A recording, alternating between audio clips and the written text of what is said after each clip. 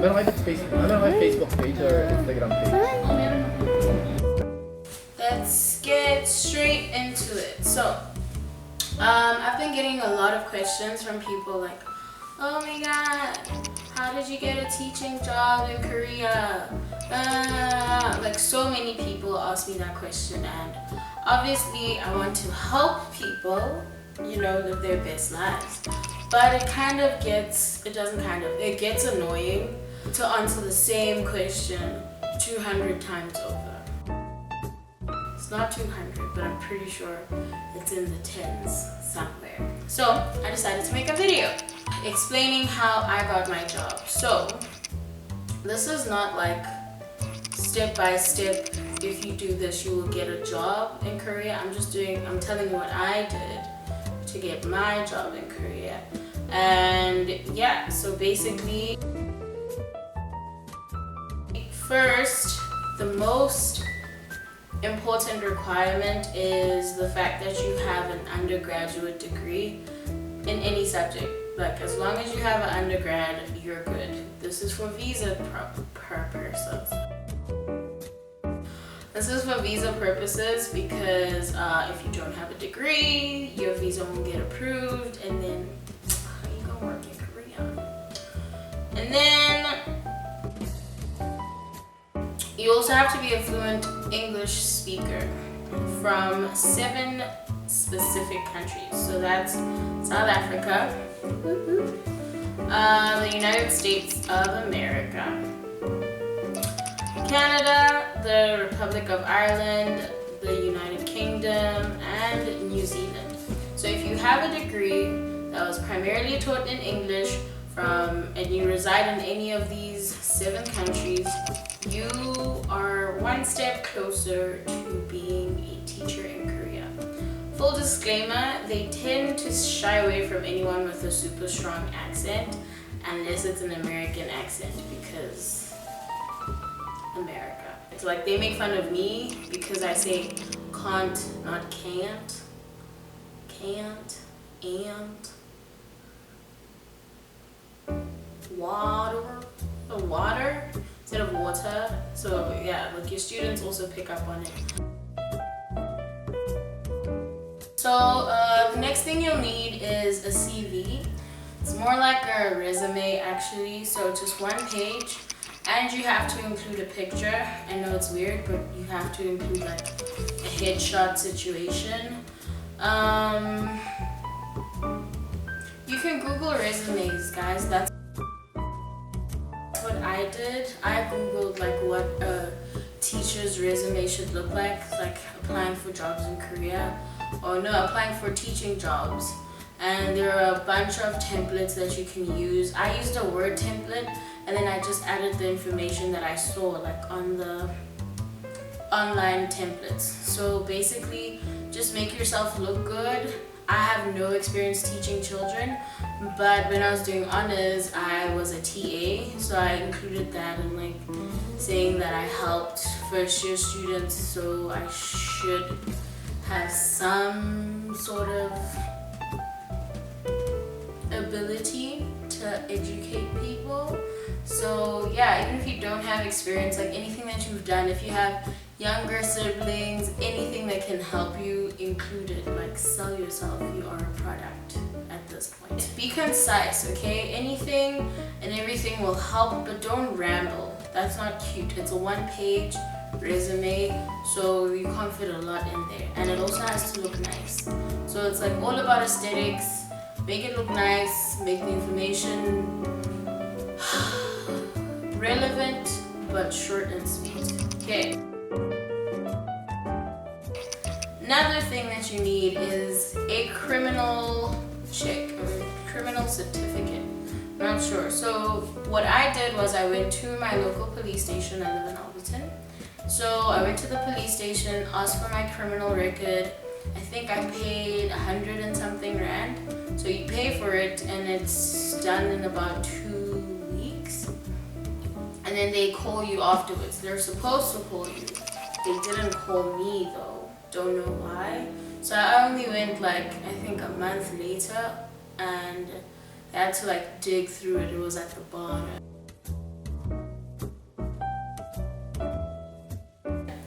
You have to go to the police station with a certified copy of your ID, and then they take you to someone's office. That's what they did with us. Took us to an office. You get there, you pay the person, and then you go, and then you fill in some forms. Then 2 weeks later, you pick up your criminal record. Obviously, if you have been arrested and you do have a criminal record, you cannot get a job to teach in Korea. So,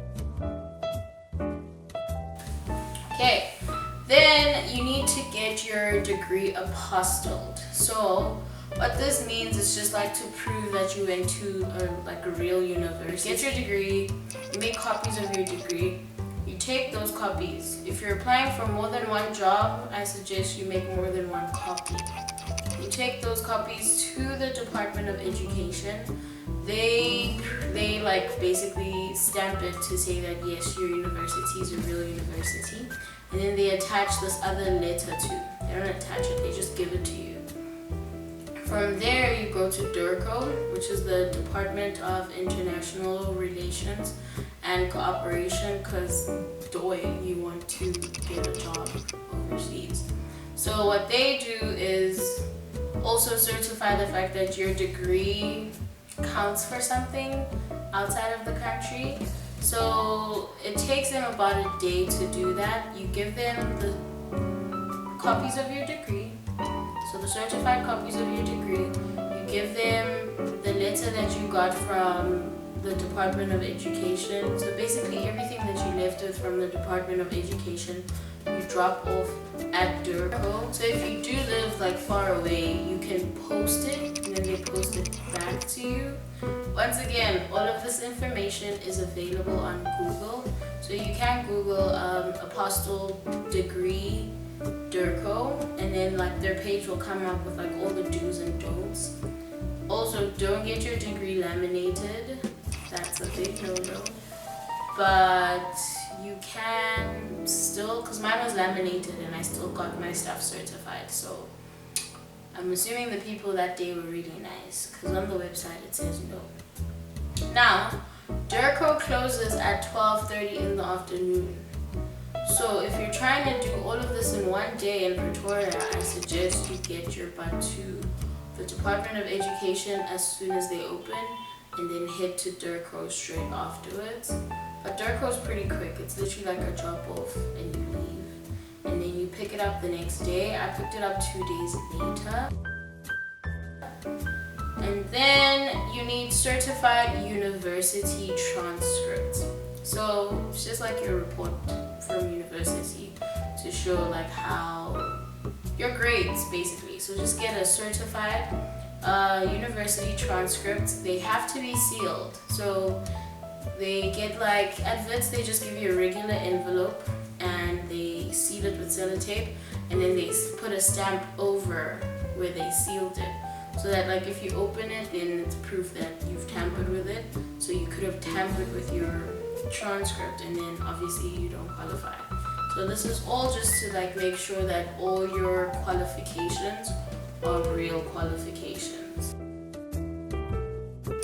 So after your certified university transcripts, you'll need proof that you were taught in English. So from your primary school and your high school, I changed schools a lot, so I had to contact a bunch of different schools. But if you literally just went to primary school, one primary school and one high school, you should be okay. And normally like they send it back to you saying that this is to prove that this person was at this school for this amount of time and the teaching language or teaching medium is English, and yeah, that's it. If you change schools a lot, just make sure you have from, I think it's grade 5 or 6, so middle school to high school. Then you need a valid passport, guys. I had to go to Home Affairs. You're literally going to be at Home Affairs for the whole day.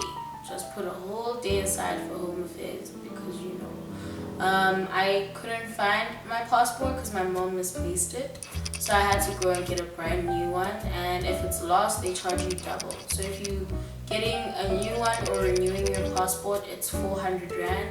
If you're getting a new one because you lost it, it's 800 Rand. So yep, that sucked. And then you need an intro video. Yeah, so basically the schools want to get like a gist of who you are. They want to get like your vibe as a person, and that's what the video is for. It's basically like a short intro, like this is who I am, this is what I like, this is why I want to go to Korea. So don't be out here being like, I want to go to Korea so I can turn up and live my best life. Obviously they're not going to hire you because you'll be a trash employee. So speak on culture, like what things are you interested in about Korea? How did you find out about the job? Why do you want to work with children?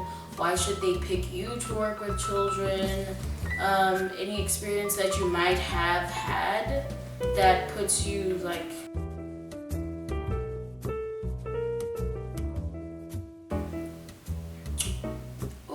English, that makes you stand out like from other candidates. So intro video, make it dope, make it interesting. You can also Google teaching intro videos, they pop up. My recruiting agency sent me links to watch other people's videos so I could make my own, and I will talk about the recruiting agency a little later on because I feel like getting your documents ready first and then getting a recruiting agency increases your chances of getting a recruiting agency faster and getting a job faster. So that's why I'm doing this first before mentioning the recruiting agency. After your intro video, you're gonna need a motivation letter. So this is like an extension of your intro video. Now you have to be specific, especially focusing on the job, the kids, and the country. So why do you want to be in Korea? Why do you want to be in Korea? Why do you want to teach children in Korea?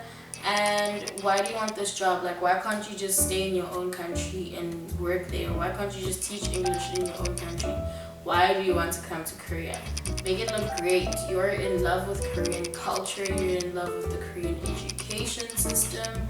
I suggest you Google all of those things, guys. Like, do your research, find out like what is life like in Korea, how are Korean people, what is Korean culture, what are Korean traditions, because culture and tradition not the same thing. I only found that out when I did this process. And what else? Their education system, Google that because they will ask you questions in your interview, and interview stuff will come in a different video. Okay, your girl can only do so much. So now you need pictures of your tattoos and your piercings if you have tattoos and piercings. So if you have facial piercings, obviously picture of your face. If you have tattoos on your arms, picture of all your tattoos. If you have different tattoos in different parts, they need pictures of those individual tattoos. I had to send pictures of my tattoos, so that happened. Especially if they're exposed. I don't think like if you have a back tattoo, you have to take a picture. Because my tattoos are on my legs, so like if I wear a dress, which is never, it would show, or if I wear like ankle grazing jeans or trousers, then like the bottom parts of my tattoos show. But it's like not a big deal. And I have one on my finger, my students have seen it, and they're like, oh, teacher. And it's like, dude, everyone here has tattoos, by the by. And then, last but certainly not least, recruiting agencies. So how I found my recruiting agency is, first I asked my friend which recruiting agency she used, and she told me she used a bunch. And then I was like, okay, how did you find them? She told me Google recruiting agencies to teach English in Korea. and there are a bunch, okay, a million of them, not a million, but there are a lot. So once you find them online, they explain, they give you information on like how to become a teacher. They tell you all of the stuff I'm telling you now, like what are your requirements, what do you need to do, what do you need to get. It's country specific even, so do not fret if you think nobody knows anything about South Africa. Sis, they do. So you're gonna do that. Apply to all the recruiting agencies that you can find, okay? As many as possible, because that increases your chances of getting jobs, whether you want to be in a public school or a private school. I read online that if you apply to a bunch of public school recruiting agencies, that they frown upon that, but like I've never heard anyone say they didn't get a job because they had 2 or 3 recruiting agencies. So yeah, but it's always epic, so it kind of like you pop up a lot because all these recruiting agencies are recruiting for epic. So when I had my public school recruiter, it was from one agency because they were all recruiting for epic, so I was like, what's the point? But for private school, I had a second recruiting agency that recruited for public and private, but I asked them to only recruit for me for private. So essentially I only had 2. My friend had like 3. Yeah, she had 3. My other friend only had 1, but she works in China. Different story. So get a recruiting agency. You do not pay recruiting agencies to find you jobs. Okay, it's how people get scammed. The government pays them if you want to work for EPIC, or you want to go through the EPIC program, which are public schools, or the private academies or the Hagwons pay them if they're recruiting for private academies. You, my dear, do not pay a recruiting agent. It's not a thing. It doesn't work like that. And basically, that's everything that you need to start your application to work in Korea, and I suggest you get a recruiting agency instead of trying to find schools yourself, because that's just way too much unnecessary work.